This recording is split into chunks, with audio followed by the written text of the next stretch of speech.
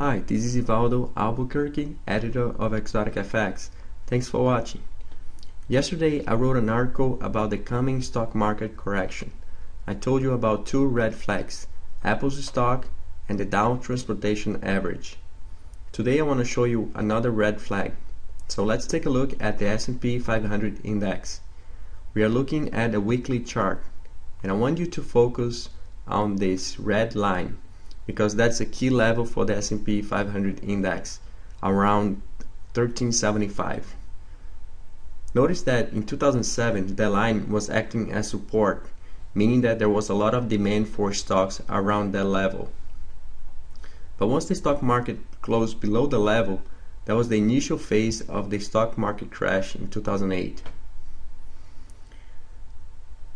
Keep in mind that once the support line is broken, it becomes a resistance line. It becomes an area where traders tend to sell stocks. And we saw that happening last year when the S&P 500 tried to break above that line. There was a lot of selling pressure around that line. We are now once again approaching the line, so it's very likely we'll see a short-term correction in stocks before the S&P 500 can finally break above that line. So let's take a look at the daily chart to see what's happening. Here you see the red line that I showed you in the previous chart. Notice that the S&P is now approaching the line. Since the beginning of the year, the S&P 500 is moving within this channel. So I'll keep an eye on this bottom line. If the S&P closes below the line, which is now trading around 1360, that will be the initial sign that the correction is beginning. Notice also here at the bottom I have the RSI index, which is a momentum indicator. When the RSI is trading above 70, it indicates that the market is overbought, so there's a high risk of a correction.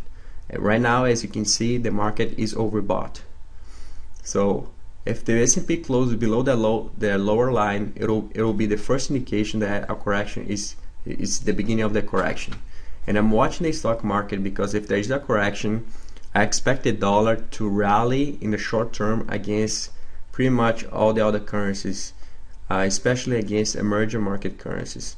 So if you see the S&P 500 breaking below that key level, I'll buy the dollar against emerging market currencies.